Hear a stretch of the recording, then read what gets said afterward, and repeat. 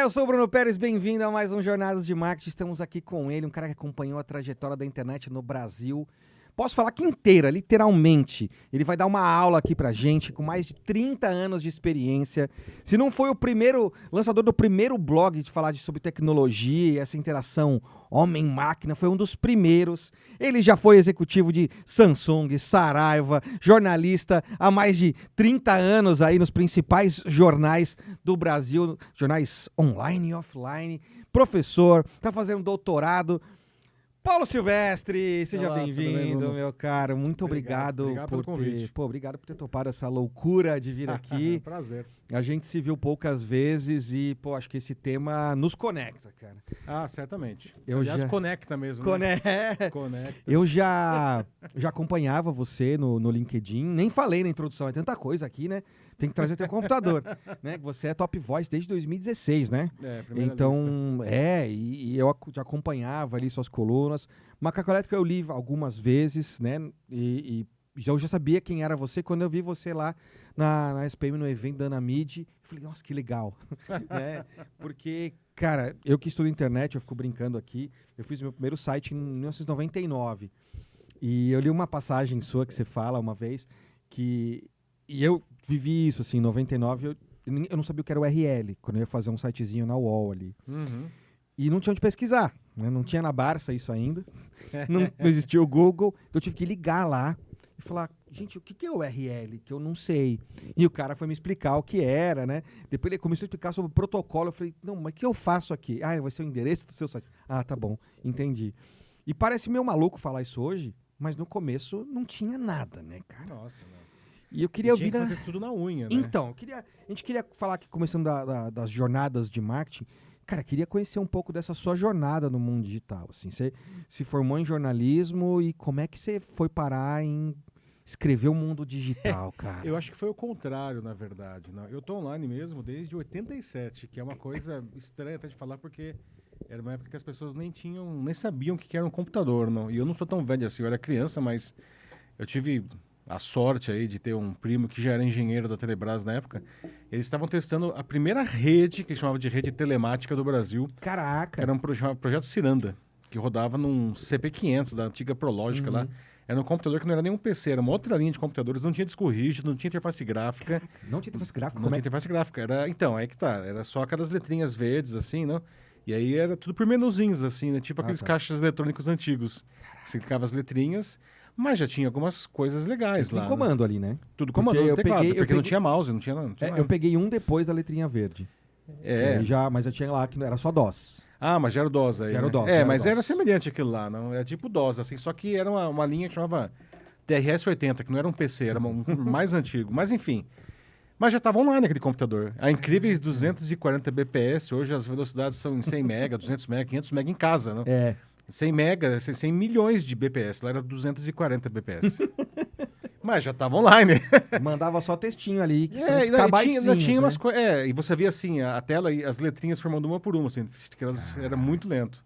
Mas, já tinha notícias online, que não era evidentemente o que nós temos hoje, era alguém da própria Telebrás que fazia um clipping e colocava ali algumas meia dúzia de notícias, inovador, né? Legal, né? E em tempos pré-internet tinha área para fazer troca de arquivos, tinha fórum de discussão, né? Que era uma coisa... E tinha uma sala de bate-papo. E isso foi uma coisa que fez uma enorme diferença na minha vida. Já no final dos anos 80? 87, né? Só que assim, era aquele negócio fechado ali. Você entrava e ficava no cercadinho digital, né? Tá. E eu nunca me esqueço que eu entrei ali e comecei a conversar com uma menina que ficava em Belém do Pará. E aí eu escrevia e ela respondia na mesma hora, eu falava... Sim. Caraca, a menina tá em Belém do Pará, tá respondendo na mesma hora, né? Em tempos de WhatsApp é meio ridículo dizer isso, mas em 87 era praticamente bruxaria, né? Não, é bizarro, porque em 98 eu vi algo parecido, que eu desci correndo da sala e falei, nossa, eu entrei num lugar, que era o chat da UOL ali, 98.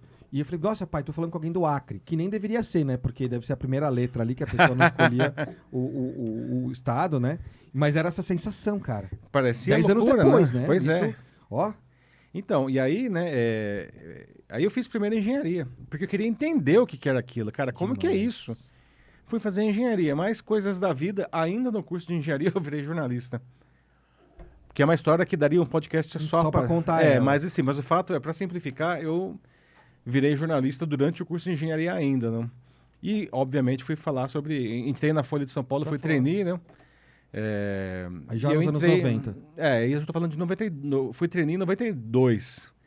Né? E aí eu entrei em 93, começou minha carreira como repórter de tecnologia, óbvio. Que demais. Tava muito fácil, né? E aí em 95, eu era repórter de ciência, e a internet comercial no Brasil ela foi liberada em novembro de 94, tá? Pelo Sérgio Mota, que era o ministro das comunicações lá, né? E quem escrevia sobre internet não era o caderno de informática, era o caderno de ciência. Você como estava muito longe ainda da vida das pessoas, das empresas. Que ficava falando de backbone, eu me lembro que quando estava com o Fermilab nos Estados Unidos, e era eu que escrevia. Caraca. Isso estou falando de janeiro de 95. Aí eu cheguei para o meu editor e falei, poxa, vamos colocar a Folha na internet? Esse negócio parece legal. Não? E ele achou aquilo sensacional. Ah, ele achou? Pô, Ele achou incrível. Nossa. Mas, isso é legal. editor de ciência, né? Aí a gente foi conversar com o tá. Otávio, que era o dono do jornal e o diretor de redação, e ele não entendia nada. Uma pergunta que ele fez, que eu nunca mais esqueci, era: onde fica essa tal de internet? Faz totalmente sentido, né? Muito E assim, bom. ele perguntava, para que eu vou publicar na internet? Porque a gente, Tem ninguém lá, né? O pessoal Também. precisa entender hoje, não, que hoje o jornal impresso, eu tô falando, né? É uma coisa super fininha, assim, não? Em 1995, a Folha tirava 1,5 milhão de exemplares no domingo. E era um jornal assim, né? Isso eu já lembro que eu já era, Né? já era grande. Era 1,5 milhão de E era um exemplares. bloco, assim, né? Então ele falava, pra que eu vou publicar na internet? Meu leitor não está lá. E ele tinha razão, porque não tinha internauta no Brasil. 95 terminou com 50 mil internautas que foram sorteados pela Embratel. A Embratel um dia chegou e falou, gente, quem quer brincar na internet, põe o dedo aqui. Aí as pessoas se inscreveram para eles sortearem as únicas 50 mil contas públicas de acesso à internet do país. Então não tinha ninguém ali, né? Então o Otávio ele tinha um ponto ali, né? E aí ele bongou a nossa ideia. Mas o UOL começa mais ou menos nessa época, 96, né? Assim, a gente ficou insistindo, ele gongou, mas a gente sou brasileiro, não desisto nunca. Boa. E aí depois de 4 meses insistindo, ele aceitou, mesmo porque os outros concorrentes já tinham entrado, né? Quem entrou primeiro ali? O primeiro jornal do Brasil na internet foi o Jornal do Comércio, lá de Pernambuco. Nossa, que legal. Ele entrou ainda num negócio pré-web, chamava Gopher, um outro protocolo, um negócio tipo aquele lá dos menuzinhos, era aquilo. Depois ele foi o primeiro na web, depois veio o Jornal do Brasil, que muita gente acha que foi o primeiro jornal da internet no Brasil, mas não foi, né? Mas ele, enfim, ficou famoso, hein? Depois veio o Estadão, depois veio o Globo, depois veio o Zero Hora e a Folha não estava entrando. Aí ele mudou a ideia, feio, né? Aí falava, vamos entrar, aí entrou. E aí no dia 9 de julho, e quem fazia era eu, né? Porque eu tinha feito engenharia, eu manjava dos Paranauês lá. Você que fazia o HTML. Literalmente. Era formato HTML, no braço ali. No braço mesmo, né? Porque não tinha nenhuma ferramenta. Não tinha curso, não tinha literatura, não tinha nada. Não tinha nada. Eu achei uns poucos sites lá que ensinavam o que era HTML e aprendi. Daí eu entrava pela rede da Folha, eu entrava no servidor da paginadora, que é negócio lá proprietário, selecionava umas 10 notícias do jornal do dia seguinte e importava no Word. E aí tinha uma macro que eu fiz, que eu tirava os comandos da paginadora e colocava em HTML e subia por FTP em um servidor da Embratel, porque a gente não tinha nem servidor. Que demais. E aí no dia 9 de julho de 95, a Folha Web entrou no ar. E aí ficou assim um tempo. E aí uma hora eles falaram, não, esse negócio vai ser... Então vai fazer 30 anos. Vai fazer 30 anos agora, exatamente. Agora, tem que ter um evento aí, hein, Folha? Tem que 9 de julho, que aliás é feriado, né? Feriado aqui em São Paulo. E aí, não... Vou chamar você aí nesse Pois evento aí. Fica a dica aí, hein, Folha. E aí, o que aconteceu? Né? Bom, aí o pessoal começou a se movimentar, o negócio começou a crescer, assim, né? E já entrou o Caio Túlio, entrou o Matinas, que na época trabalhava na Folha, né? O Caio Túlio era o ombudsman, na época ele já era diretor de revistas. E o Luiz Frias, que é o dono. E aí eles foram para os Estados Unidos, né, verificar lá quais eram os benchmarks, então tinha a American Online, a CompuServe e a Prodigy, principalmente. E eles entenderam que o modelo vencedor era o da American Online e eles resolveram replicar aquilo no Brasil. E aí, depois de alguns meses, no dia 28 de abril de 96, a Folha Web saiu do ar e entrou no ar o UOL. Que é o que nós temos hoje aí, né? Então eu brinco que o primeiro site eu lembro que era tipo um universo. Era um universo, assim. Né? Que era uma bola, que era o logo do UOL, e aí tinha os canais que eram como se fossem os planetas orbitando. Tem até hoje essa imagem. Caraca, você tem que fazer um livro disso, cara, com a história da internet inteira, cara. Pois é. Olha lá, editoras, procurem. Não, real, eu sou apaixonado por história. Né? Eu queria ter trabalhado com história, mas me apaixonei pelo marketing também, pelo design, enfim. Então a história hoje, pra mim, é um hobby. Só que sem querer... Quando eu vou dar aula e quando eu vou pesquisar, acho que para eu entender as coisas, eu tenho que entender a história das coisas. Então você está me contando aqui a história da internet, que é uma coisa que eu vivo, e tem várias coisas que você está contando que não tem lugar nenhum, cara. Não tem, cara. Não tem. Você falou que você entrou em 97 Eu comecei no a chat, usar né? em 98, 98. 98. E aí, em 99, eu fui fazer o meu primeiro site ali. Eu comecei a aprender HTML ali em 99, 2000. E aí, em 2002, eu já trabalhava fazendo sites para pagar a faculdade. Mas olha só que coisa engraçada. Não? Em 90, o bate-papo do UOL, ele inaugurou junto com o UOL, em 96, né? E era uma plataforma que a gente tinha licenciado canadense, chamava Palace. E, bom, aí lançamos lá, ninguém sabia o que era aquilo, todo mundo, né? E aí as pessoas começaram a se conhecer, e eu me lembro que isso foi em abril de 96. E aí, em novembro de 96, um casal se casou. Que se se conheceu no bate-papo. Isso virou notícia em jornal. Pessoas que se conhecem online se casam, né? Gente, hoje, né? Hoje já... E na época a gente até falava, nossa, tadinho, né? Precisou entrar no bate-papo para conhecer alguém, deve ser uma pessoa muito travada. E hoje, o normal é você se conhecer online. Eu tava vendo um cara falar no podcast que a gente tem uma habilidade que, se o mundo acabar, entrar num mundo pós-apocalíptico de The Last of Us, a gente tem uma habilidade que vai salvar a nossa vida. Saber conversar com as pessoas. Saber conversar com as pessoas que não são máquinas. Tá cada vez. E aí agora com o chat GPT aí tem gente fazendo terapia com o chat GPT. É o maior se uso, apaixonando. Né? Eu vi, acho que saiu meses atrás aí, vi que o maior uso é para Desesperador. Desesperador. Mas nós vamos chegar em IA, mas pro final. Vamos lá. Vamos chegando. E, cara, sabe uma coisa que eu lembro que eu quase não consigo contar pra ninguém, porque, enfim, não tem graça pra ninguém, mas acho que pra você vai ser legal. Em 99, porque em 98 eu comecei, eu já usava computador, desde o começo dos anos 90, talvez, alguma coisa assim, que eu já contei a história aqui, que meu pai trouxe lá de um lugar que ele ia ser mandado embora e ninguém ia pagar ele. Ele pegou 2 computadores, enfiou no carro, e ele vendeu um, que valia mó grana na época, né? Pra conseguir pagar as contas de casa, e todo mundo queria que ele vendesse o outro pra fazer um dinheiro, e ele falou, não, vou deixar aqui. E aquilo mudou minha educação. Né? Então eu lembro que desde pequeno eu mexia no computador, ele me ensinando. Enfim, mas em 99 eu já estava mais velho ali, chegando aos 15 anos, então eu já entendia mais o que eram as coisas e tal. E aí, eu instalei um negócio que chamava ICQ. Em 99. E eu não consegui ver sentido na parada, porque ninguém tinha. E eu não encontrava ninguém, cara. E eu deixei aquilo na minha máquina e aquilo só foi começar a fazer sentido, acho que 2002, 2003, que aí as pessoas tinham. Que é muito louco, né? Que é a questão do bate-papo, da internet nesse começo, o grande lance é quando tá todo mundo na festa. É, lógico. E, cara, como é que era nesse começo, assim? Como é que você buscava informação? Como é que você desenvolvia as coisas que você Cara, desenvolvia? imagine uma internet que não tem Messenger, não tem rede social, não tem Google, né? Nós fazíamos no jornal, né? Que eu continuei vinculado ao jornal, né? Então, aí o caderno de informática ele já assumiu a internet e tudo, virou, né? E aí nós fazíamos, eu me lembro, isso eu tô falando de 96, até 97 nós fazíamos guias, livrinhos, aqueles, né, que no papel jornal mesmo, que vinha encartado no jornal, tipo, Guia do ICQ, que eu me lembro que foi uma tragédia na minha vida. Porque uma colega que fez uma das matérias lá, ela capturou umas telas e ela conversou comigo e falou, ô Paulo, eu preciso capturar vamos fazer uma conversa aqui? Ela conversou e aí ela capturou a tela e o meu número do ICQ foi pro jornal, que era o meu ID, né? Sim, que eu me lembro até lembro. hoje, 3071981, tá? E se quiser colocar ainda... Você tem bem menos número que eu. O meu acho que era 1974479. Acho que eu já tinha uns a mais ali. Pois é, e aí, cara... Só um detalhe, a gente passava na balada esse número. Pois não tinha cara. celular. Exatamente, a gente não tinha celular. Não tinha era um outro mundo, Não faz tanto tempo assim, mas era um outro mundo. Então assim, cara, no final dos anos 90, começo dos anos 2000, já é na balada e tal. E aí, como é que você vai, né, falar com a menina depois? Não tinha, passar meu endereço? Não tem como. Então, o primeiro lance ali, eu lembro que eu tinha anotado num papelzinho, eu abria a carteira e a menina anotava.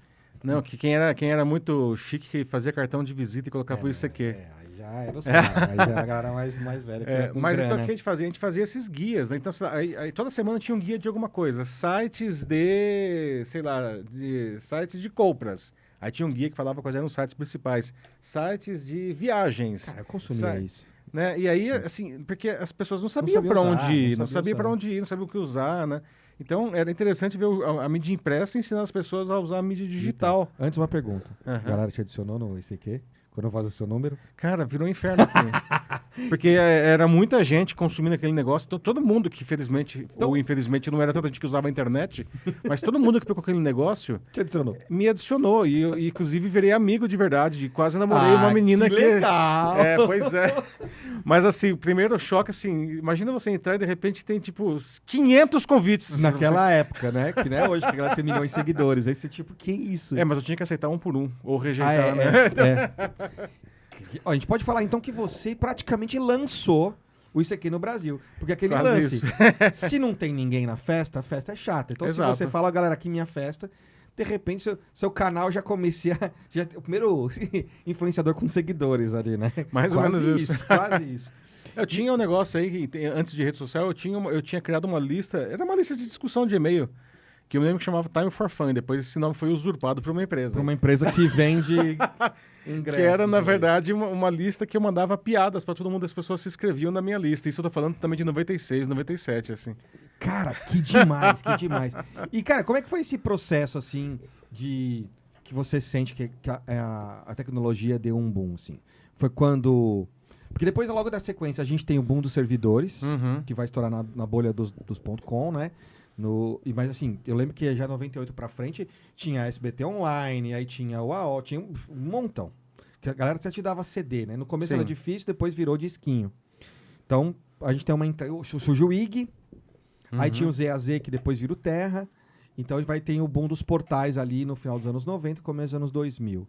Quando você sente que dá uma virada, quando chega ao 3G, ao internet a Então, acho que cabo... teve vários momentos, assim, né? Eu acho que teve aquele primeiro momento da internet paga ainda, que era cara, e ainda era conexão de escada, então era cara também fazer a ligação, né? Isso era um negócio que atrapalhava muito, Só não? podia usar, galera, de sábado depois da meia-noite. Porque tinha um negócio chamado pulso, né? Que era cada 3 minutos cobrava X centavos da sua linha telefônica. E minha mãe gritava lá de baixo, Bruno, sua tia tá ligando. Porque a irmã da minha mãe queria falar com a minha mãe, só que aí, galera, ocupava a linha. Se você ligava pra casa, ficava dando Tá ocupado. ocupado, é que ele era no telefone, né? E aí a minha tia ligava pra vizinha e falava que tava tentando falar com a minha mãe. Anos 90, né? Todo Pois mundo. é. E a vizinha gritava, minha mãe gritava, eu tinha que sair da internet. Pois porque, é. E era caro, né? Eu podia usar uma hora por semana. Você fazer assinatura, né? Custava, sei lá, o equivalente hoje a, sei lá, R$100 para você ter acesso a 35 horas por mês. Né? Era caro, né? Era caro. Então, acho que isso daí era uma barreira, não? Aí veio, lá pelo ano 2000, veio a tal da internet grátis, né? Que era o IG, né? Tinha vários aí, né? O IG foi o que ficou mais famoso, não? E isso acho que deu uma popularizada, assim, mas ainda não era uma coisa muito grande. Eu acho que o que realmente fez um boom na internet no Brasil foi o Orkut, cara. A rede social que... 2004, né? 2002. 2002. O Orkut, que para quem não sabe era o avô do Facebook, né? Porque aquilo lá virou uma febre, né? Todo mundo queria entrar naquilo e as pessoas começaram a entrar na internet para entrar no Orkut. Cara, eu acho que pra mim é 2003, 2004, porque eu não tinha já tanto acesso à internet, talvez, né? Eu me lembro que tinha até um negócio no McDonald's, que eles davam, você comprava um Big Mac, sei lá, o número 1, número 2, eles te davam 30 minutos de acesso grátis E tinha dentro do McDonald's, tinha os computadores. um IMAX, né? Aquele colorido, não era? Tinha os computadores coloridos, dentro, assim. né? Então foi a época como que chamava? Da Lan House. Nossa, Né? Para quem não tinha computador usava da Lan House. eu passava a madrugada lá. Então isso acho que foi uma coisa. Tem esse momento ali, começo dos anos 2000, né? Então teve assim, a internet grátis, o Orkut, né? E aí depois as redes sociais realmente elas começaram a puxar muita gente. Mas O eu acho que Facebook, ele surgiu em 2004, mas ele vai explodir no Brasil em 2007, 2008. né? ele demora para chegar no Brasil. Mesmo ele surgiu em 2004, mas era uma coisa super restrita mesmo nos Estados Unidos, né? Era uma rede de poucas universidades, era da Ivy League lá e tal, né? O Harvard, né? Que as universidades principais, assim. Mas depois, eu acho que o que realmente explodiu de vez aí, sem controle, foram os smartphones. 2007 pra frente, né? 2007, no Brasil, acho que 2010. Porque o iPhone foi lançado em 2007, chegou no Brasil em 2007, mas era um negócio que pouquíssimas pessoas tinham. Mas o negócio virou mesmo quando surgiu o Android, né? Que era mais barato. 2010. Eu acho que 2010 foi o ano em que a coisa virou de vez e popularizou totalmente por causa dos smartphones. Eu lembro que era difícil naquela época ali você baixar, instalar, né? Não era uma coisa tão simples quanto é hoje. Os softwares não tinham integração. Não, era outro, terrível. Né? Era um negócio feito para dar errado. Vamos falar um pouquinho dessa primeira década. É uma década que comecei a trabalhar em empresas nessa área em 2004, então eu acabei acompanhando ali, eu lembro, Guilherme, beijo pro Guilherme, primeiro chefe, que foi um cara visionário ali, né? Então ele contratou 4 garotos na hotelaria Accor e falou assim, cara, a gente vai fazer a galera reservar hotel online. Pra quem não entende, você tem um intermediário ali, que era o agente de viagens. Você não conseguia comprar tudo diretamente na companhia aérea, na hotelaria. Você tinha que ligar para uma central de reserva ou para um agente de viagens.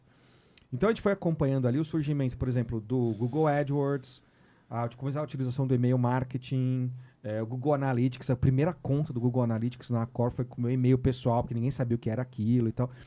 Dessa parte do surgimento das ferramentas, porque você também fazia as resenhas, falava do que estava chegando ali. O que você lembra dessa parte? Para a gente contar um pouco para a galera que está aqui, para a gente falar como é que começou esse negócio, né? Porque não existia o marketing digital, assim, né? Você falou do Google Ads aí, né? O Google foi uma coisa também absolutamente transformadora, né?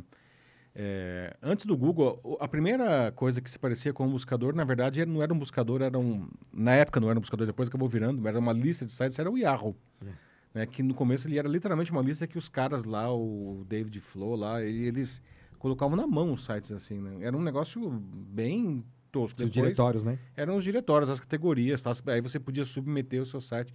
E aí tinha o KD, né? Aí era um buscador brasileiro. Alta Vista. O Alta Vista era o grande buscador, né? Que era o negócio da Digital, né? Que era muito, muito superior.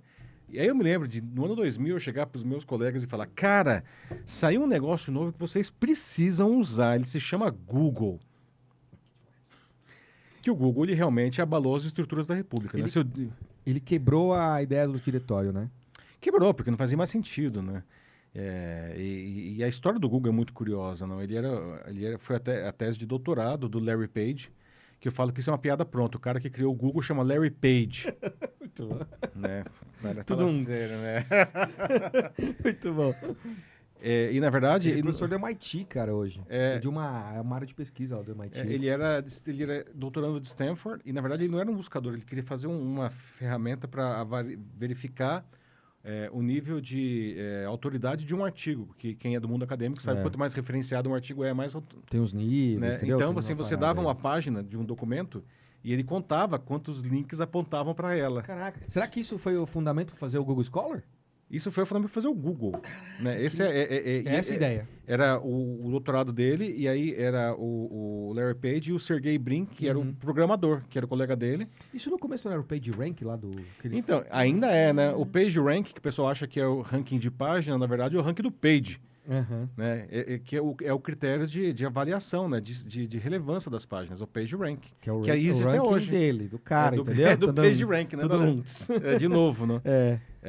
E aí eles que fizeram isso, não? E quando estava pronto, os caras falaram, a gente tem um buscador ao contrário, não?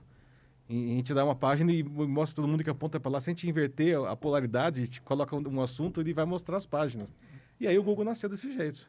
Isso no final dos anos 90, não? E aí, no ano 2000, eu falei, cara, se é um negócio novo, vocês precisam usar, que é o Google. Né? E o Google ele tem zilhões de coisas. Eu acho que, assim, sem dúvida nenhuma, a empresa que mais transformou a vida da humanidade no que diz respeito a produtos e penetração desses produtos é o Google. E continua fazendo isso de novo, né? Continua fazendo. Né? Eu não tinha, até o momento, vou dar uma nota jornalística. Você me fala se estou bem. Até o momento desta reportagem, pode ser que tudo tenha mudado. Amanhã, quando a gente fala de inteligência artificial, eu consegui o acesso semana passada ao Pro do Gemini. E aí você tem acesso ao Flow, que eu não tive tempo de usar ainda. No final, Paulo vai contar o que ele está usando de IA. Não tive tempo de usar ainda. O Gemini Pro, que está conectado no View Tree. E acho que, de novo, eles conseguem trazer essa inovação, porque até o momento dessa reportagem, eu acho que é o gerador de text to video mais sensacional, com falas e tal. E aí eu vi que tem o Whisky 4, que eu nem sabia que existia. Aí eu comecei a mexer ontem no Whisky 4. Então acho que, de novo, a Google, né, a gente está num momento de IA e, de novo, eles vêm com vários produtos. Acho que o Google tem uma característica que é da empresa desde o começo, que eles não ficam vinculados a um produto, né? Eles têm se duvidar, é um negócio do Google já, né? Você está usando um negócio que você nem sabe o que é. Diferente da OpenAI, por exemplo, que talvez tenha aí aí a mais insensada de todas, que é o ChatGPT. E eles fazem basicamente aquilo. Tudo bem, tem lá o negócio de vídeo, tem... Tá, mas é aquilo, né? O Google tem 300 mil coisas, né? Tem coisas que você nem imagina. Você nem imagina. Lançar balão para oferecer internet Não, o próprio, grátis. quando assim. lançou o Google Earth e o Google Maps, É. e os caras falavam assim, a gente vai mapear o planeta, eu dei risada. Eu falei, como é que os caras vão fazer isso? Não tem como. E aí começaram os primeiros carrinhos lá a mapear, e hoje, tipo, é normal isso, né? Uhum. Nossa, direto, quando eu vou em algum lugar longe para dar palestra, eu entro no Google Earth para ver como é a rua, como é que eu vou chegar. E é maravilhoso, né, cara? E super atualizado. Então os caras lançaram satélite e etc. Então tem o Google ali no começo, que eles vão lançando essas ferramentas que vão mudando a história do começo da internet. Sim. Então, para vocês aí que já usam hoje só as redes sociais, vale a pena dar uma olhada, porque surge ali o Google AdWords, que é uma forma paga dos buscadores. Embora o primeiro não tenha sido o Google AdWords, né? Em 97 tem um site chamado GoTo, que lança essa ideia do pay-per-click. Mas, de novo, foi o que você falou, o Google AdWords leva isso para a audiência mais geral, né? Google Analytics, embora a gente tenha outras ferramentas que metrifiquem visitas em sites, o Google Analytics é a mais utilizada. Meio padrão, né? É. E aí eles compram uma plataforma, mais uma mudança de internet, que era a sua visão. 2004, 2005, me corrija, surge a primeira plataforma de vídeos realmente mainstream. YouTube. E aí?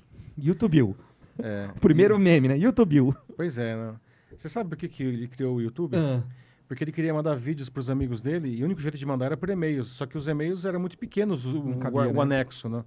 Então ele criou aquilo lá porque ele queria mandar os vídeos que ele gravava para os amigos. E o primeiro vídeo do YouTube é ele gravando no zoológico, assim, né? Ela pega corte. Pois é, né? É duro fazer parte da história, né? Que da hora, Tinha um professor cara. meu do colégio de matemática que ele falava que não era chato conhecer a história, chato era fazer parte da história. Cara, a gente viveu o 11 de setembro. Quando Eu lembro até hoje, cara. Eu me lembro exatamente. Eu tava estava na fazendo. América Online, eu me lembro o que eu estava fazendo. então. Isso é muito louco, porque eu dou aula na graduação, e aí às vezes eu vou no curso de RI, porque eu trabalho na ONU e tal, a galera me chama lá, e aí a galera de 17 anos fala, nossa, eu tô estudando o que aconteceu no 11 de setembro, e eles vão contando como se fosse parte da história. E aí eu tô ouvindo para poder ajudá-los, mas minha cabeça tá aqui, ó. Caraca, eu lembro o que eu tava fazendo. Então eu já vivi parte da história. Pois é, esse negócio a gente está falando aqui de internet, não foi talvez a maior audiência até então já registrada na internet, foi o 11 de setembro. Aqui no Brasil, todos os portais caíram. Sério? Menos a América Online. Os caras tinham um servidor melhor. Tinha um servidor muito melhor, né? Eles estavam acostumados. Eu lembro que o UOL, né? Nessa época eu trabalhava na UOL, não estou falando isso por puxar sardinha, não, mas é que não caiu mesmo, né? Não, mas Mas cara, o UOL, sem assim, puxar sardinha, ele teve que mudar a homepage do UOL para ficar um negócio, tipo assim, era toda estática, não tinha nada dinâmico. Entendi. Né? Tinha uma foto e, assim, uns textos, porque, assim, se colocasse qualquer coisa dinâmica, derrubava o servidor. Cara, então a gente fala de 2001. Então 2001. tem um acesso massivo. Talvez pela primeira vez, todo mundo simultaneamente para buscar uma informação. Todo mundo foi buscar informação na internet.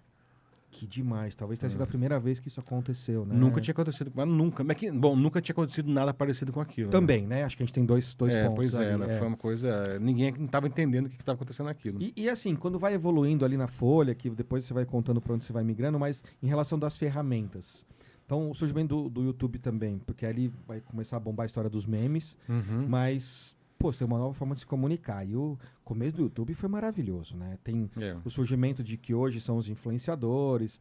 Eu lembro em 2005, 2007, a gente vai ver vários comediantes, enfim. Surge uma nova forma de consumir conteúdo, que lá nos Estados Unidos tinha o TiVo, que dava para você pausar, mas aqui no Brasil era caríssimo, quase ninguém tinha, não né? tinha, né? No TiVo acho que não tinha. Acho que a DirecTV tinha um negócio tinha que você DirecTV, pausava, mas era exatamente. coisa de rico, assim, que, cara, eu nunca mexi nesse negócio. Então, de repente, você tinha uma outra forma de consumir conteúdo. Isso, como é que foi sua visão? Você impactou em alguma forma do jornalismo nessa época ali? Não? O jornalismo, eu acho que ele foi profundamente impactado pela internet desde o primeiro momento e continua sendo. Mudou tudo, né? Mudou o produto, né? Mudou a maneira como nós fazemos jornalismo, mudou a nossa relação com o público, mudou o modelo de negócios, mudou tudo. Né? Desde lá do começo, dos anos 90, assim, né? Eu lembro que a primeira mudança que teve no jornalismo é que a gente tinha que escrever coisas muito pequenas, porque era jornal impresso, e de repente você podia escrever quanto você queria. Oh, meu Deus, que alegria! né? Muita calma nessa hora. Agora tá todo mundo falando, sofrendo com isso, né? Mas, enfim, era uma mudança, né? Fechamento, né? Não tinha mais fechamento. Que parecia ser super legal, porque o fechamento era um negócio sempre com a faca no pescoço. Cara, eu vi o Bonner falando sobre isso, que o Bial pergunta pra ele, qual que você acha que é a principal mudança do ônibus? Ele falou isso aí. Ele falou, antes você fechava a edição. Agora não tem edição pra fechar, Não, fechamento contínuo. Tipo, ele vai apresentar o Jornal Nacional, tá rolando a galera lá atrás, porque no meio da programação pode vir uma informação nova, né? E acontece exatamente isso, né? O pessoal não sabe como que é fazer um jornal nacional, né? O Bonner já tá falando boa noite lá no começo do jornal, a galera tá editando vídeo, que vai entrar no terceiro bloco. Caraca, que o demais. estresse disso. Tipo, vai entrar, tipo, vai ter que entrar, entendeu? Vai ter que entrar. Jeito. Não tem como parar a Globo porque o cara não terminou de fazer o negócio, entendeu? É um estresse total o negócio. Assim. E aí também, eu acho que um grande impacto, a gente volta lá para onde você falou. Bom, depois de 2010, 2011 ali, smartphone e tal, boom das redes sociais, até 2014 ali, Sim. Né? Então a gente tem... E aí vem a parte mais tensa da história, né? A era da desinformação, A podemos era da chamar? desinformação, né? Que começou bem ali por 2014, né? Tudo isso está vinculado ao surgimento de um negócio que não é a princípio ruim, mas foi profundamente manipulado, que é o algoritmo de relevância. Olha lá. Né? É uma forma... Me corrija, né? Os caras tentaram criar... Não cabe tanto conteúdo na tela do celular. Então a gente tem mais pessoas usando, mais conteúdo sendo gerado, o espaço é o mesmo. Então, como é que eu vou te entregar esse conteúdo? Gerando a melhor experiência. Mas define a experiência. Você que é um aluno da nossa magistral... Não é aluno não, né? Orientado, né? Orientando da nossa magistral Lúcia Santaella. Para quem não conhece, pesquise aí Lúcia Santaella. Talvez a maior autoridade semiótica nesse país. Talvez, com certeza, né? É uma das maiores do mundo, né? Eu não tive aula com ela, eu tive aula com uma discípula dela também. E na minha primeira pós-graduação, basicamente a bibliografia, foi assim que a gente se conheceu, que eu te falei isso, né? Uhum. A bibliografia inteira da minha primeira pós-graduação, que eu fiz no Senac, que tá ligado com a PUC e tal, nessa linha de pensamento, era a Lúcia Santaella, né? Então, eu venho dessa parte do design, e a minha migração para comunicação midiática passa por Lúcia Santaella. Você fez um mestrado com ela, né? Fiz um mestrado com ela, tô fazendo doutorado tá fazendo com ela. Então, antes de tudo... E aí, ela é incrível. Ela é incrível. Pô, então, traga-nos aí nesse modelo de semiótica aí. Pô, eles tentam definir o que é experiência. E aí surge um algoritmo. Como é que é isso, cara? Então, né? Eu acho que vale mencionar um estudioso chamado Mark Schaeffer, que é da área de marketing digital, né? Ele criou, já tem uns 10 anos, não sei exatamente agora quanto, mas uns 10 anos, um conceito que ele chamava de mar de conteúdo. Ele diz o seguinte, a humanidade produz mais conteúdo do que ela é capaz de consumir. Isso é uma grande verdade, porque hoje todo mundo produz conteúdo. Todo mundo. Uma criança que ainda não sabe escrever, ela produz conteúdo quando ela tira uma foto e publica na rede social do pai e da mãe. Não? Uhum. Então, não dá tempo de você consumir todo esse conteúdo. Né? E aí as redes sociais, elas viram um grande funil. Porque aí também você, além da produção, você cria um canal de distribuição muito forte. Né? Exatamente. E aí você segue milhares de pessoas e empresas. A questão é, se você visse uma coisa de cada um desses seguidores, você veria milhares de coisas. Só que o Facebook fez um estudo e disse que se você ficar o dia inteiro rolando ali, você vai passar por, tipo, 200 conteúdos. A questão é o que acontece com todos os demais. Então, eles tiveram que criar um jeito de descobrir aquilo que é o mais relevante, não é o melhor. E aí é que a porca torce o rabo, como diz no interior. O que é mais relevante para você, né? De todo aquele oceano de informações, o que você vai ver? E isso, a princípio, é legal. Porque se você entra numa rede social e você só vê coisa que não te interessa, você para de entrar. É igual você entrar numa loja de conveniência que tem um monte de coisa legal, mas nunca tem o que você compra. Você não entra mais lá, certo? Então, a origem do algoritmo de relevância é uma coisa positiva. Você ter coisas que realmente são interessantes para você. Eles têm mais de 2 bilhões de usuários ativos mensais e cada um vê uma coisa diferente, né? Onde que esse negócio ficou ruim? Né? Algumas pessoas, algumas empresas descobriram como que funciona, mais ou menos, que isso é uma caixa preta, né? Mas, enfim, dá para entender algumas coisas, assim, de como que funciona esse algoritmo. E eles começam a manipular isso daí, e isso tem tudo a ver com a semiótica, né? Para que você veja não o que é melhor para você, para que você comece a ver o que é melhor para eles. Achando que é você, que é o que é melhor pra você. É. Posso fazer um complemento aí? Ano passado, meu pai chegou pra mim. Meu pai se aposentou há alguns anos, então ele tá passando muito tempo no YouTube. Uhum. O que me dá medo, mas também por um lado, enfim, outra história. E aí ele chegou pra mim e falou assim: meu pai é palmeirense, italiano, aquele viciado, né? Nossa, Bruno, Corinthians tá numa draga, né? Pai, por quê? Aí ele, pô, você entra na internet, eu entro lá no YouTube, você não vê nada do Corinthians mais. Essa é a forma. Uhum. Né? Porque ele é palmeirense. E aí eu tentei explicar pra ele, mas tá numa draga mesmo. E aí troca o Palmeiras pra um lado político, ou pra um único ponto de vista de uma informação, de um conflito, ou de qualquer outra informação que você vai buscar. É nessa linha, né? É nessa linha. Você não sabe. O negócio. Aliás, o meu doutorado, não, aí com a Santa Ela. Aí eu tô falando de inteligência artificial, mas o objetivo do doutorado, qual que é a pesquisa, não? Identificar como que a inteligência artificial altera a nossa percepção de realidade. E isso tem um baita do impacto social. E esse negócio começou aí, entendeu? Você não vê mais o que é a realidade, você vê aquilo que alguém diz pra você que é a realidade. E que consegue usar muito bem essas redes, né? Alguns Exatamente. lados políticos, tem políticos e celebridades, enfim, pessoas que sabem muito bem usar esses algoritmos. Muita gente. a seu Isso daí favor, né? virou uma... para quem está nos assistindo aí, tem 2 documentários da Netflix que eu recomendo muito, se não assistiram, assistam.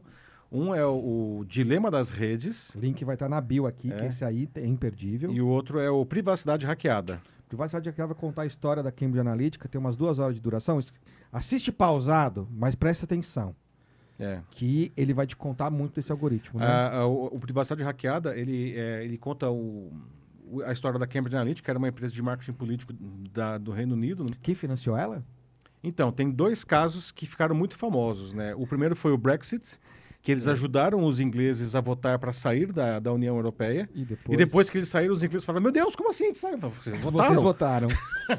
E o segundo caso? E o segundo caso foi a primeira eleição do Donald Trump. Nossa, que estranho. E quem colocou o dinheiro na Cambridge Analytica? Um dos investidores que eles falam Então, lá? aí tem uma coisa aí não confirmada, né? Mas aí tem a Rússia aí envolvida, né? Steve Bannon e por aí vai. Pois é, todas as teorias da conspiração. Mas é legal ver. Ele é muito legal. Isso aí, aliás, esse escândalo explodiu graças a uma reportagem do Guardian e do New York Times. Né? Em 2018, eles descobriram esse negócio, como que funcionava, como que os caras roubavam literalmente dados de milhões de pessoas do Facebook. Naqueles quizzes. Lá lembra aquele quiz lá que a gente ia... Quem é você no Senhor dos Anéis? Aí você cedia todos os seus dados. Tinha um brinquedinho que ficou muito famoso que ele era assim, This is your digital life. Que ele gerava um... Você liberava o acesso pro cara pegar tudo que você tinha, né? assim, ele pegava todos os dados para fazer uma linha do tempo fofinha, né? Ele pegava não só os seus dados, e olha só a malandragem, ele pegava todos os seus dados, e ele pegava todos os dados dos seus amigos que você tinha acesso. Então, 200 mil pessoas jogaram This is your digital life. Eles pegaram 87 milhões de pessoas desse jeito. Entendeu? Então vale a pena você assistir para você fazer o seu juízo de valor aí sobre esses pontos. Vou adicionar mais um aí, que é mais recente, é do ano passado, que vai trazer a parte mais comunicacional da história, que é a rede antissocial, do meme ao caos, que vai começar a falar dos fóruns. Lembra do surgimento dos memes e como isso culmina no 6 de janeiro e em outras teorias da conspiração. Mas é importante olhar como que o algoritmo leva a algumas crises, algumas questões que a gente precisa discutir como sociedade e também a área da desinformação, né? E a gente tem um software que surge nessa época aí que impacta as vidas das pessoas até hoje. 2012, se eu não me engano, chega no Brasil o WhatsApp. Ah, sim. E aí, cara, eu não consigo lembrar como era a vida antes do WhatsApp, cara. A gente não lembra como era a vida antes do WhatsApp, antes da vida do smartphone, antes da vida das redes sociais. Do nós Waze. Vivemos. Cara, como é que eu ia nos lugares sem o Waze, cara? Pois eu né? cheguei a ter, lembra a página amarela que você tinha que checar várias páginas? Pois, nossa senhora. E aí o WhatsApp também responsável por uma comunicação, formação de grupos. A gente teve mobilizações por eleição dos caminhoneiros no Brasil, mas também outras manifestações ao redor do mundo. Dizem até que há uma influência gigantesca das comunicações dos grupos no WhatsApp na Primavera Árabe, né? Então, que você tem uma intercomunicação, interlocução, digamos assim, de lideranças e tal. sem filtro, né? Sem controle, né? Negócio é criptografado, isso daí que que é uma grande discussão aí, né? Que o negócio é criptografado, né? O Facebook diz que nem o Meta, né? Agora diz que nem eles têm acesso ao que está Aos sendo dados falado estão ali, lá, né? né? Então, são mais e mais ferramentas que nos trazem aos dias atuais ali, né? Uhum. Na pandemia, a gente tem um boom de acessos, a gente vê que a internet continua crescendo, chegamos no 5G e ano passado, no final do ano passado retrasado, a gente tem a inteligência artificial generativa Uhum. chegando até a população em massa. Cara, quero saber se você teve o mesmo impacto que você teve no Google lá, né, para seus amigos. Certamente. Cara, né? vocês precisam ver isso. Mas você mencionou a questão da pandemia, eu acho que é um negócio que vale a pena mencionar da pandemia. A gente está falando aqui de comunicação e do impacto da tecnologia, né?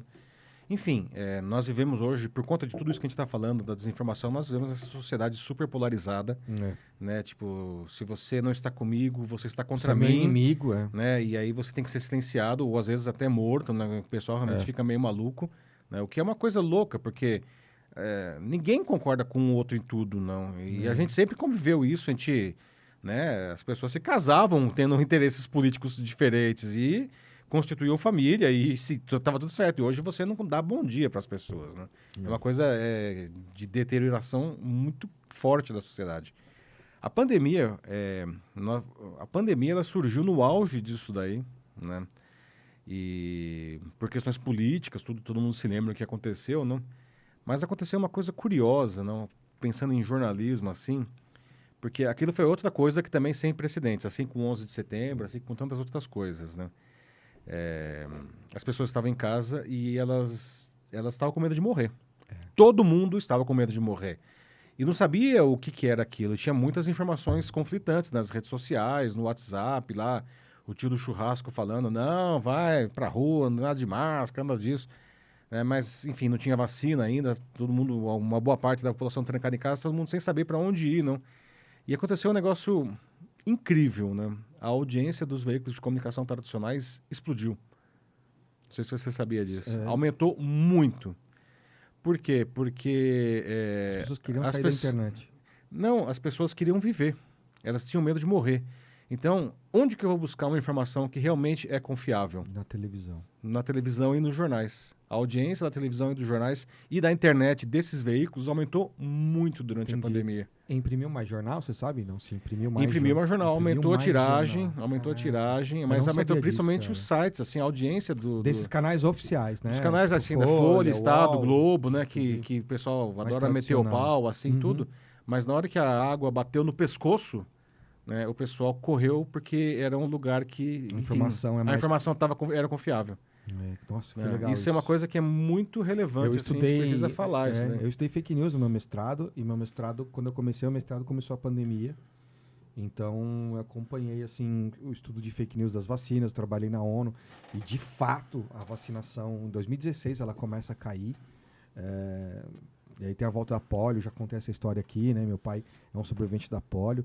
Então, o problema da desinformação ou de não criar uma comunicação que incentive esses atos, né, cara? Exatamente, né?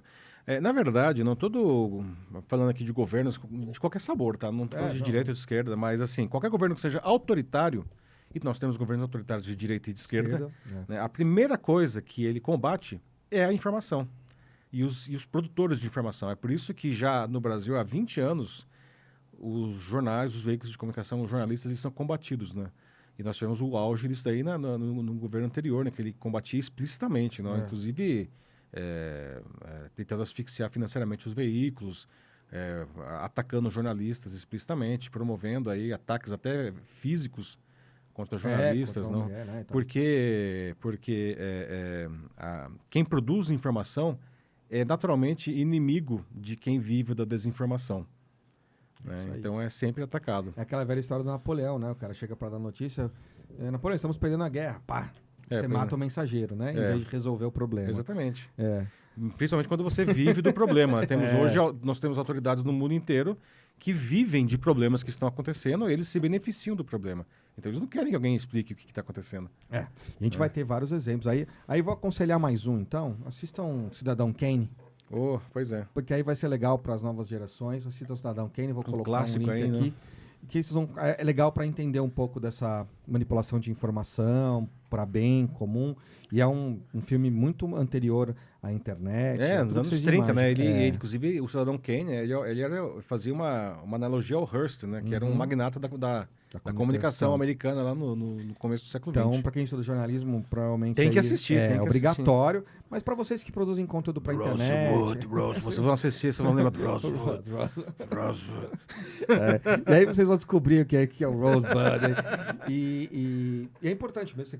Todo mundo produz conteúdo hoje, né? Como o Paulo disse aqui. Então, quanto mais repertório você tiver, melhor. Olá, estamos chegando nos 15, 20 minutos finais aqui. Já passou muito rápido, Pois é. Que gostoso conversar com você, Paulo. IA. Aí, de repente, chega a IA generativa, porque né, a gente tem vários outros momentos aí da IA, machine learning, deep learning, etc. Vou colocar aqui a referência do Internei. O Internei veio aqui. Meu amigo. E contou bastante sobre a IA na origem lá. Então, vou colocar aqui o link do podcast que a gente conversou com o Internei. Aí você pode pegar esse pedacinho aí do surgimento da IA na parte mais tecnológica que o Internei trouxe. Ferramentas, aí a gente tem uma explosão. Todo mundo agora pode produzir conteúdo em larga escala, que mesmo estando errado, parece real. Cara, quero saber sua opinião sobre tudo isso. Primeiro, como é que você viu a chegada disso? Isso é uma outra grande revolução, né? Talvez muito maior do que todas as outras que a gente já falou até agora, porque é uma ferramenta de produtividade imensa e uma ferramenta de ajuda de tomada de decisão sem precedentes, que é muito legal, mas exige muitos cuidados. E eu acho que o pessoal está perdendo a mão. Né? Eu dei até um treinamento empresarial, mas para colegas jornalistas na semana passada, lá na SAP. A SAP chamou para dar um treinamento para jornalistas. Eu vi o evento. Como é que chamava? IA para jornalistas. Tá. Mas assim, a SAP me chamou para dar esse evento para jornalistas. Foi muito legal. Tá vendo? Eu fiz minha lição de casa. Tá, obrigado. Como jornalista. Investigar suas redes e tal. E o que eu falei por mais que fosse um evento, um treinamento para profissionais, né, eu falei, o problema das pessoas com a inteligência artificial é que elas não sabem o que é a inteligência artificial. Elas acham que a inteligência artificial é buscador e não é. Não. O ChatGPT, ele é uma ferramenta de produção de textos, né? Se você usa aquilo para buscar informação, você já está usando errado. Porque todas essas ferramentas, seja uma produção de texto como o ChatGPT ou o Gemini, seja uma produção de vídeo ou uma produção de fotos, hoje tem produção de tudo, de música, né? Isso são ferramentas estatísticas. Ele tenta encadear palavras, no caso de texto, que são as mais que façam sentido para responder aquilo que você perguntou e também do ponto de vista gramatical, mas isso é uma ferramenta meramente estatística. No caso de uma imagem, ele coloca um pixel, ele vai ver qual é o próximo pixel mais relevante, e aí vira uma imagem. Parece mágica, mas não é mágica, né? É literalmente Matrix lá, os zeros e uns, cara. E aí o que acontece? Ele não sabe de verdade o que ele está falando. Ele não sabe o que ele está... O pessoal acha... Por isso que eu digo que é um grandíssimo erro fazer terapia com uma ferramenta dessas, porque você está fazendo terapia com alguma coisa que não sabe o que está dizendo. Ele está só dizendo o que é estatisticamente mais provável, né? Então, se você usa como um buscador, ele não vai trazer o que é certo, ele vai trazer o que é mais provável, que pode estar muito errado. E ele nem fica corado quando ele erra, não? Né? Ele nem sabe que está errando. Só que então, ele nem sabe que está errando, só que é tão convincente que as pessoas acreditam. Eu estou vendo que assim, a autoridade com que ele escreve cria uma noção de que é verdade. Exato. Não né? sendo. É muito bem feito, assim. Cara, eu fiz um teste das pesquisas de doutorado. Tem algumas ferramentas que a gente usa para fazer revisão bibliográfica. Sim. Que nos apoia na pesquisa. E eu fiz essa revisão bibliográfica em ferramenta e joguei no ChatGPT também. Porque eu queria ver o que ia vir. Ele traz um DOI real. DOI, para quem não sabe, é como se fosse um ISBN aí dos livros, né? É um códigozinho de que aquele artigo foi produzido num journal, numa revista, né? Numa publicação revisada por pares. Então tem a validação científica. Então ele traz um DOI que existe, ele traz autores reais que existem e ele traz um título que está totalmente relevante com o que eu estou pesquisando. Ele trouxe 4.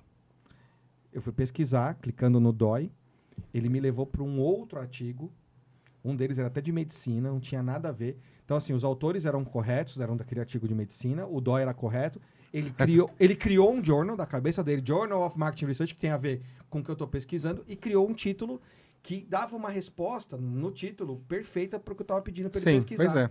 Então, dos 4, 3 artigos ele inventou. Mas quando você lê, se você não vai investigar, Pesquisa, se você não checa, né? parece verdade. É. Cara, tem um DOI, tem o journal, tem o título, tem os autores. E aí eu falo para ele, traz o resumo. Ele traz um resumo, você, cara, isso aqui não tem como não existir. Pois é. E não existia. E não existe. Esse aqui é o problema. Então, assim, então não é para usar IA. Claro que é para usar IA. Claro que é para usar IA. Mas você tem que usar direito. A primeira coisa, então, que eu digo sempre para quem pergunta como fazer isso, a primeira coisa é, entenda o que é isso. Né? Coloca as coisas na devida perspectiva. E aí, você vai usar, sei lá, que nem eu faço prompts, não assim, para os meus trabalhos como jornalista. O pessoal acha que eu sou maluco, mas eu faço prompts de 2 páginas de Word. Maravilhoso.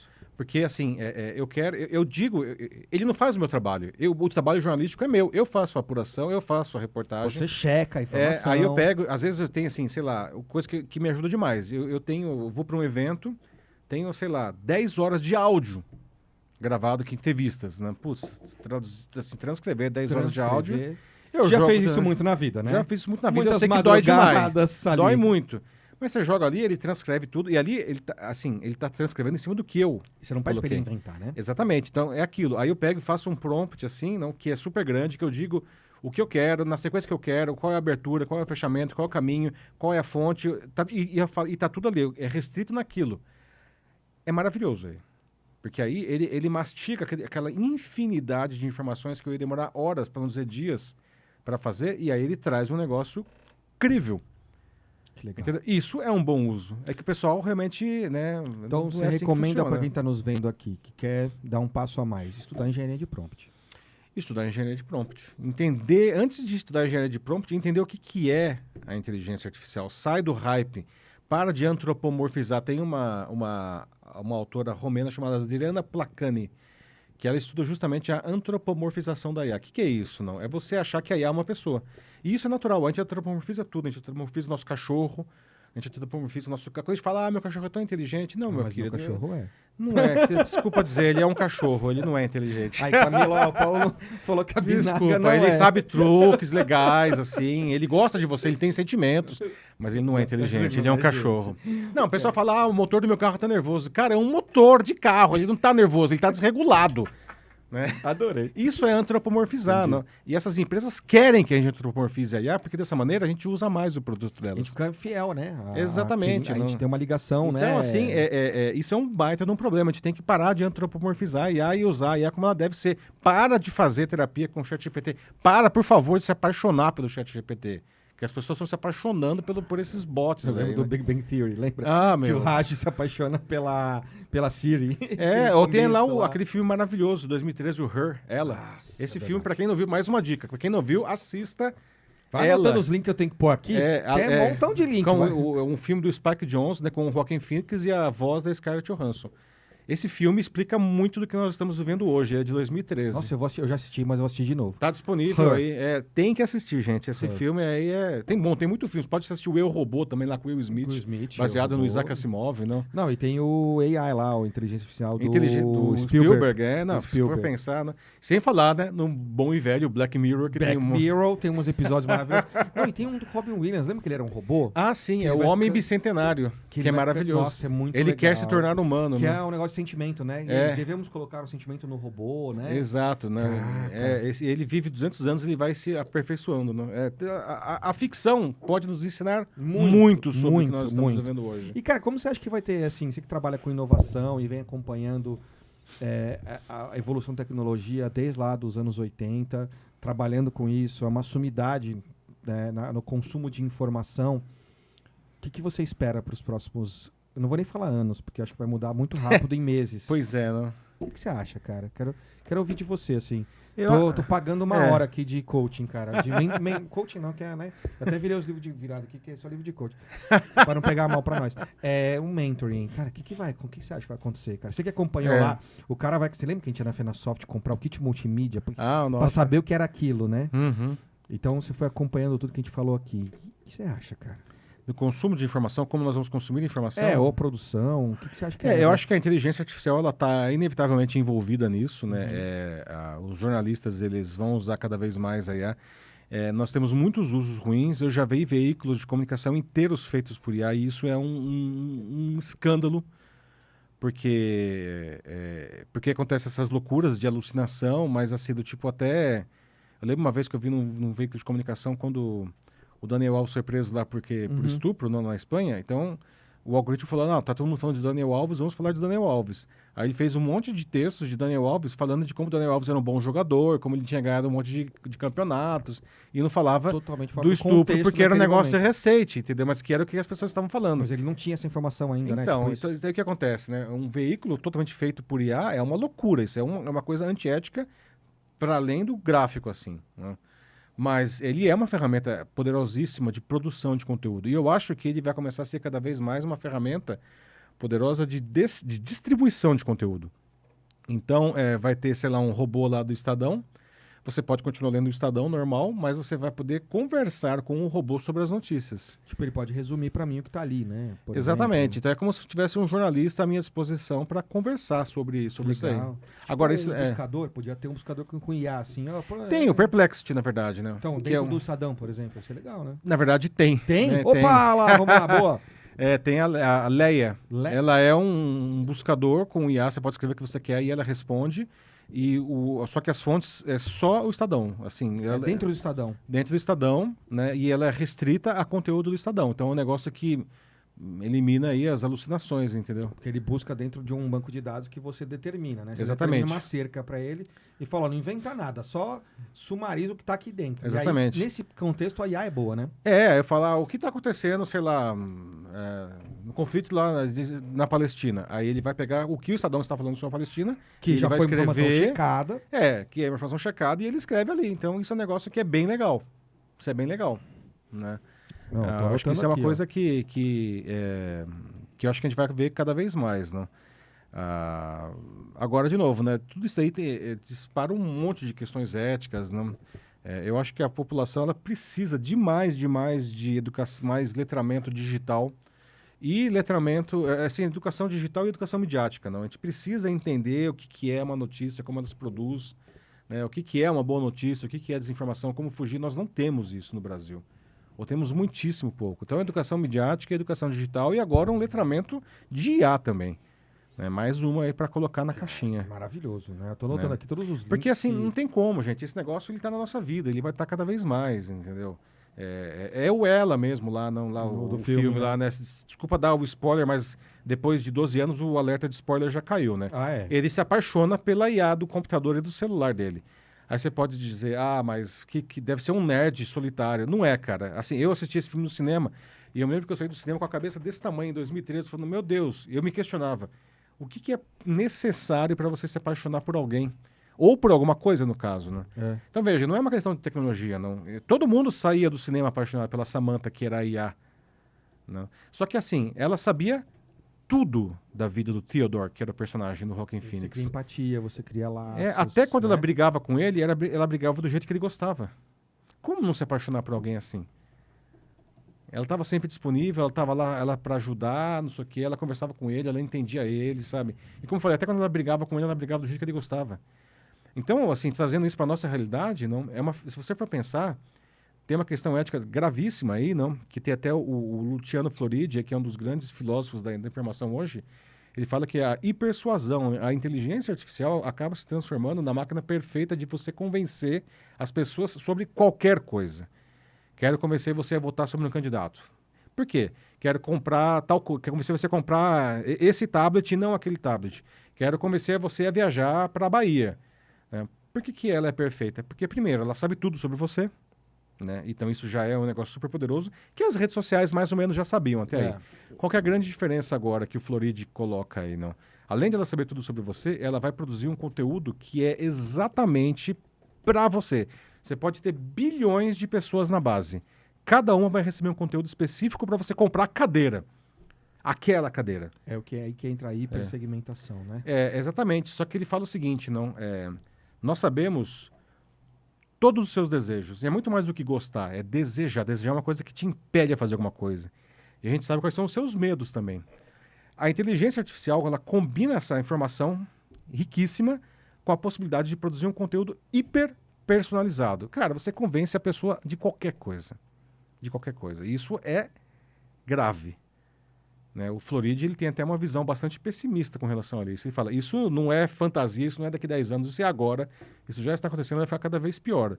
Como nós vamos lidar com isso? Não tenho a resposta.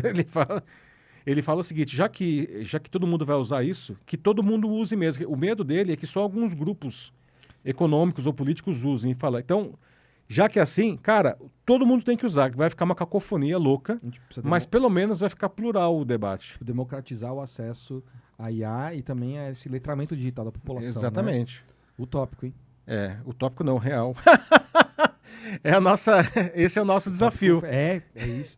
E, cara, antes a gente já passamos de 1 hora, mas eu preciso fazer 2 perguntas pra você. Tudo bem. Eu esqueci aqui, a gente foi uma conversa tão boa que nos bastidores a gente começou a falar e eu ia fazer a pergunta, mas eu preciso fazer. Cara, macaco elétrico.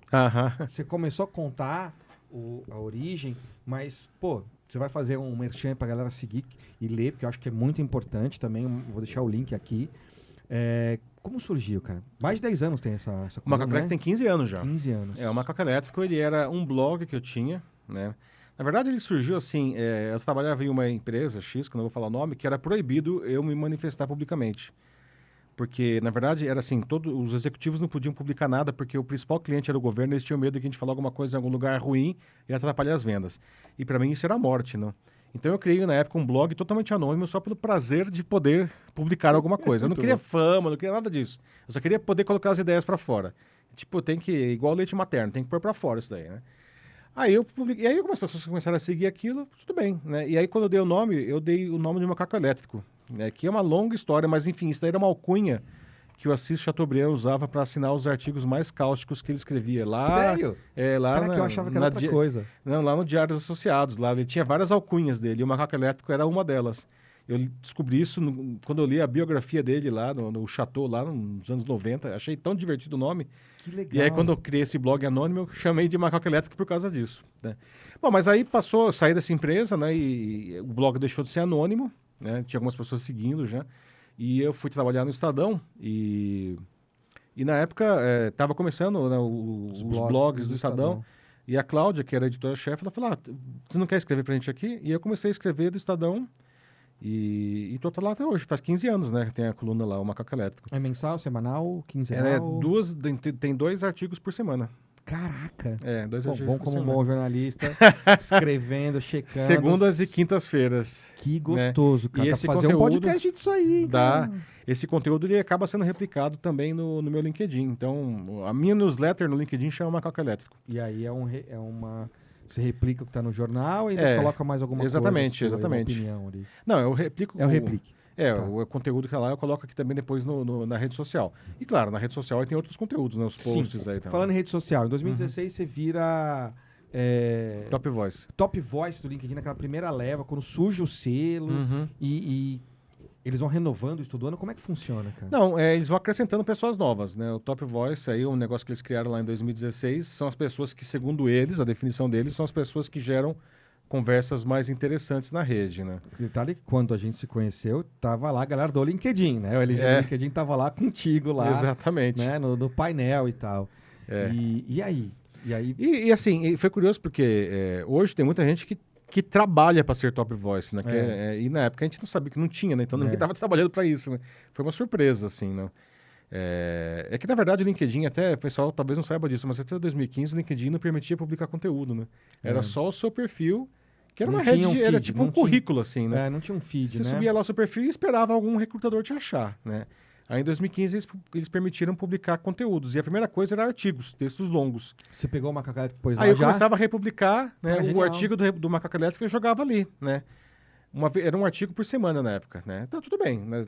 Eu sou meio que publicador compulsivo, vi lá o negócio e falei, vou publicar. Sua vida, né, cara? Aí acontece uma coisa incrível, rede social é um negócio incrível, né? Qualquer coisa que você publica, alguém aparece. Sempre, alguém vai aparecer. E aí as pessoas, alguns meia dúzia de gato pingado, começaram a comentar os artigos, né? Aí eu respondia mesmo, acho legal, esse tipo de coisa. Até hoje eu respondo os comentários, né? Aí tudo bem.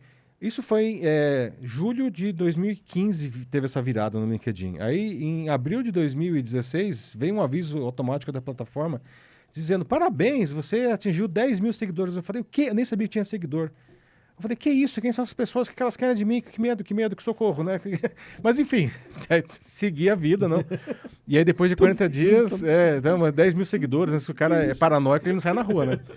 Aí depois de 40 dias eram 20 mil seguidores. E aí depois de mais 20 dias eram 30 mil seguidores. Eu falei, não, para tudo. Tô fazendo alguma coisa que eu não tô entendendo aqui, né? E basicamente eu tava assim, publicando alguma coisa que eu acho que a galera gostava e depois eu respondia, né? Eu acho que essa era a grande diferença. Eu conversava com as pessoas. Numa época que isso não era... Não era comum. Não, e tipo, não tinha ninguém te ensinando, responda, gere Não, conversas e tal. Não, né? era uma coisa natural minha. E aí em dezembro de 2016 saiu a primeira lista de Top Voices, 15 pessoas, e tava eu lá por conta disso, né? E foi muito bom, assim, eu vou falar, as pessoas falam, isso é uma bobagem. Olha, assim, número de seguidores são mais de 750 mil seguidores orgânicos, né? O número, é só um número, eu digo, não, mas... Mas acho que o número, nesse caso, cara, ele é não é uma recompensa, ele é uma chancela, né? E é um sinal de que você faz um bom trabalho. Ah, sim, acho que sim. Porque vai fazer 10 anos, ano que vem faz 10 anos, que você continua fazendo um bom trabalho, que você é uma referência para quem acompanha a tecnologia. Eu sou mais novo, então quando eu comecei a buscar tecnologia, eu cheguei para você e falei assim, cara, eu acompanho o seu trabalho há bastante tempo, então por isso é uma honra para mim você estar aqui. São pessoas que começaram como você, eu internei também que veio aqui, outros professores, que começaram a produzir conteúdo numa época onde as pessoas não produziam e às vezes não era nem tão profissional, mas acreditavam que esse era o caminho para que a gente pudesse construir bases sólidas para a internet, produção de conteúdo. Acreditava e acredito. Acho que a gente precisa, né? Eu acho que o nível da conversa nas redes sociais está muito ruim. Muito ruim. Né? A gente precisa de pessoas produzindo conteúdo decente. E com a IA está piorando, viu? Vai piorar, né? Tá por isso eu faço questão, a gente passar de 1 hora, mas eu descobri, cara, recentemente que 27% da audiência desse podcast, que não é grande, mas que assiste mais de 1 hora. Eu achei um número interessantíssimo que mostra que a ideia aqui não é alcançar milhões de likes com cortezinhos, é de fato trazer um conteúdo de qualidade como o seu, para que as pessoas possam de fato entender a jornada da internet e do marketing no Brasil, assim. Então, muito obrigado pela sua presença, Paulo. Obrigado pelo convite, é um prazer. Fico muito feliz, foi muito, muito gostoso. Assim, faltou um montão de pergunta. Faz outro depois, aí ano que vem a gente volta. Outra, na segunda temporada. Que eu queria ainda saber muitas e muitas coisas de você. Paulo, pra gente encerrar, queria uma dica aí de ferramenta de IA que você pudesse passar para nossa audiência aí, que você usa para alguma coisa na sua vida. Cara, eu uso várias, mas se fosse para escolher uma, eu escolheria o Perplexity. Perplexity, por quê? Porque ele é um buscador. Ao contrário de todos os outros que não são buscadores, não. O Perplexity, você escreve o que você quer, ele vai procurar lá um monte de sites, como se fosse o Google. E aí ele lê esses sites e ele cria a resposta e ele te dá, o que é uma coisa que é super importante, ele fala um negócio, ele já coloca ali a referência. Ele fala um negócio, coloca a referência. Fala um negócio, coloca a referência. Você clica e confirma a informação. Ótimo. Né? Adorei. Então, é uma ferramenta que eu acho que ela é bastante... tudo bem, ChatGPT, Gemini, Claude e outras tantas, não são ferramentas importantes. Nós adoramos a dica. Né? Mas o Perplexity, ele é um buscador. Eu acho que isso faz ele ficar diferente de todo mundo. Acompanha aí que vai... eu fui anotando aqui, tive que anotar, porque a gente falou muitos links bons. Depois a gente vai confirmar aqui nos bastidores. Paulo, essa câmera é toda sua. Como que as pessoas te encontram? Top Voice no LinkedIn ou em qualquer outra rede, site, Macaco Elétrico. Eu vou colocar os links aqui. Mas, por favor. Em todas as redes eu sou Paulo Silvestre. Né? O LinkedIn, até por ser uma conta muito antiga, de 2004, né? Tem o nome completo. Paulo Fernando Silvestre JR, de Júnior. Então é o nome completo lá. Mas pode me achar nas outras redes. Eu tô até no TikTok, eu não faço dancinha, nada, mas eu faço uns videozinhos e tal. Que legal. Todas as outras redes, Paulo Silvestre, tá? E o Macaco Elétrico. O Macaco Elétrico você encontra também no LinkedIn, a minha newsletter. Então, se você entrar na minha conta, você vê lá a newsletter, você pode se inscrever. Já tem mais de 112 mil inscritos, opt-in, tudo. Que demais. Né? E também para quem... Aí é para assinantes do Estadão, né? Tem lá a coluna, né? Macaco Elétrico. Que demais. Paulo, muito obrigado. Manda um beijo para Lu Santaella. Fala que mais um obrigado. dos seguidores dela. Direi. Manda um beijo imenso para ela e agradeça a ela por tudo que ela fez pela comunicação, principalmente no Brasil. Pode deixar. Obrigado pela presença. Obrigado. E este foi mais um Jornadas de Marketing para você que nos acompanha. Estamos no YouTube, no Spotify, em todas as plataformas de podcast. Encaminhe esse podcast, cara, incrível, sobre a história da internet, do mundo digital, talvez do surgimento do primeiro blog e a IA, né? Vamos pensar num título bem bacana. Esse foi o Paulo Silvestre. Obrigado pra você que esteve até aqui conosco. Se você ainda não segue, faz toda aquela parada que todo mundo manda. Te vejo no próximo episódio. Até lá. Tchau.